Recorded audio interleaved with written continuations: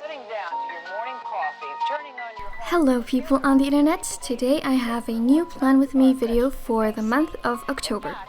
Last month I mentioned how I don't really like fall, but since I've been challenging myself not only with the layouts in my bullet journal but also with themes, I thought why not try a new challenge for October. So here we go, fall themed October bullet journal spreads. I started off with my transition pages again, and last month you guys really had me have it when I misspelled September, and not gonna lie, since I'm a very salty and petty person, I was not too amused by the endless comments reminding me of my mistake. That was a really tough time, guys. Okay, no, not really, but perfectionism aside, I tried a more bubbly, organic font for the transitions, and since I'm also obsessed with Jane the Virgin right now, I decided to use some Spanish instead of English for hello and goodbye. For my monthly calendar layout, I just edited last month's layout a little bit by stretching it a little to the top, because I really like the spacing already. The squares are 6 by 6, meaning 3 centimeters by 3 centimeters. There are 7 rows if you count the date row, and 7 columns. You will probably see a lot of repetitiveness going on this month because, to be honest, I think I kind of found my favorite layouts and styles. However, I will, of course, continue to challenge myself more in the future, and I was just lacking creativity and time this month, you know, the excuse for everything in life. And for my habit tracker page, I did the same thing as last month, but just matched the color theme by choosing some fallish background colors.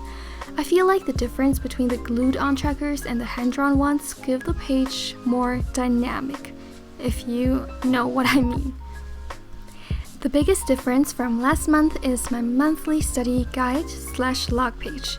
I tried a vertical style that is traditionally used as a monthly log because I felt like I could note down the topics I'm studying much better this way, and I'm not wasting any space. I'm not sure how it's going to work out, but I will update you next month or on my Instagram, which is procrastinate_create. I started writing out the title with a periwinkle color because I wanted a pop of cool color amidst the warm toned color palette, but it just looked a little bit too out of place in my opinion, so I fixed it by gluing in some packaging paper I got from a grocery store. Moving on to my weekly layout. You might have realized that I didn't do a YouTube ideas page like I did last month, and that is because it wasn't really practical for me, so not this month. For this week, I tried out a layout that allowed for a lot of space each day. This way I can fit in a lot of different tasks and memories. And also there's less space for me to decorate this way between the spaces, and that's been quite important to me as college starts this month again for me, and I'm starting to figure out how much time exactly I can spend on my favorite hobby after lecture starts, so I'm really curious to see if I can continue the way I do right now. Now that we have the first layer of line work done, it's time to add some details like the dates and the days. The monthly layout is inspired by Maybe Study on Instagram. I will link her account in my description box, so please check her out. What I'm doing here is quite repetitive and oddly calming at the same time.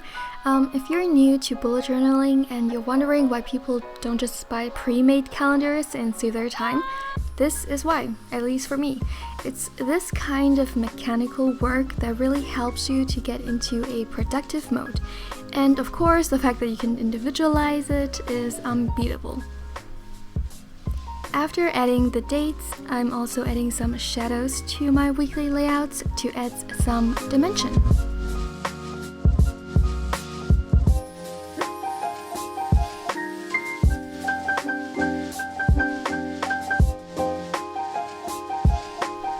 Now it's decoration time. I printed out some fall pictures that I found on We Love It and Tumblr, and I'm adding them to the spreads, including some washies and stickers and some colors, etc. Like last month, I'm adding a social media tracker that really isn't a tracker, but more a little bit like a comparison area for me to see if and how much my numbers have grown. Quite frankly, it's just to add something to the space that is not a picture. Maybe I could have gone with a quote, but it's a little bit too late for that now. The biggest challenge for me this month was to add some flower and botanical doodles. I actually practiced and collected some doodles beforehand from Pinterest and The Girly Geek and Study Rose, which are 2 Instagram accounts that really inspire me. I will link their accounts respectively down below so you can check it out. And I'm also using a gel pen to doodle because, I don't know, it felt a little better, I guess. It's just a preference, you don't have to constantly switch between pens, sorry. Decoration time is really random, so I don't really know how to describe anything I'm doing here because it's quite self-explanatory. I'm adding some random stickers and some doodles and some colors to the pages like I've mentioned before. And I'm also just, marking some important dates in my calendar. To read the day's newspaper. Well, it's not as far-fetched as it may seem.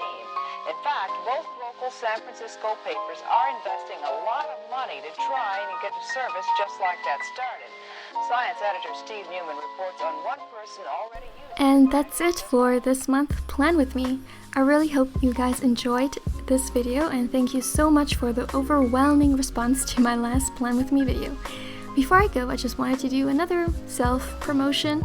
I'm going to link my Tumblr page down below as well so that you guys can get some access to my free printable calendars. I'm currently working on a new one for October that will probably be up later today or tomorrow. But I also I wrote really in the script, but that doesn't really make sense. I also have these available for you to check out. Thank you for watching, and I'll see you soon.